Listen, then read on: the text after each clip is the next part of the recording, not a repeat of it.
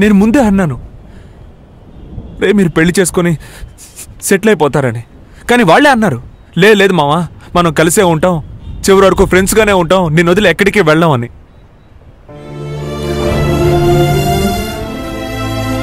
వెళ్ళిపోయారు. నాకు అర్థం అవుతోంది. నీకు అర్థం కాదు. చిన్నప్పటి నుంచి కలిసే ఉన్నాం. నాకు అసలు ఒంటరిగా ఉండే అలవాటు లేదు తెలుసా.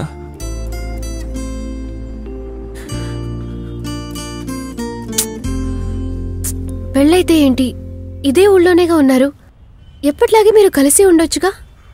ఎప్పుడైతే వాళ్ళ జీవితాలు ముఖ్యం అనుకుని వెళ్ళిపోయారో అప్పుడే వాళ్ళు నాకు వద్దనుకున్నాను. వీళ్ళేంటి, ఇన్నేళ్లుగా నేను మా నాన్నతోనే మాట్లాడడం లేదు, ఆయనే క్షమించలేదు. వీళ్ళ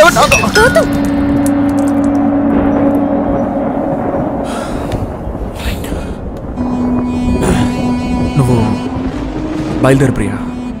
I just want be alone. Please leave.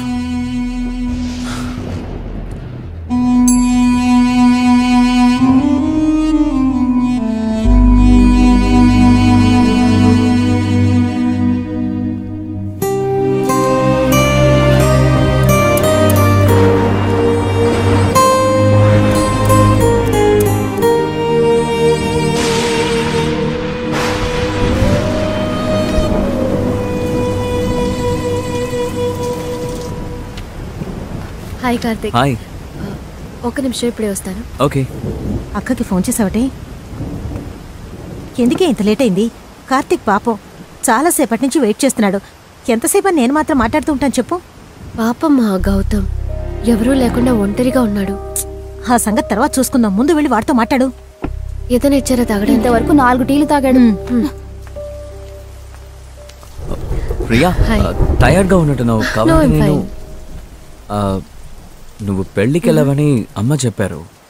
Wait చేసి మీట్ అయి వెళ్దామని యూఎస్ నుంచి కూడా ట్రై చేశాను. ప్రియా, అమ్మ అటెండ్ చేశాను. అమ్మతో కూడా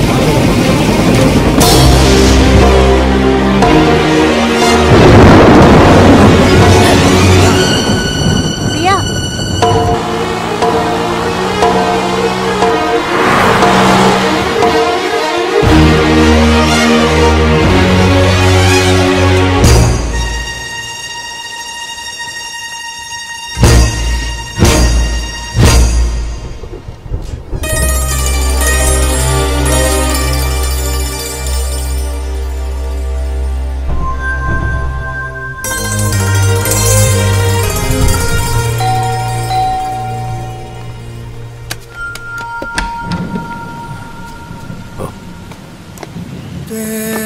గౌతమ్,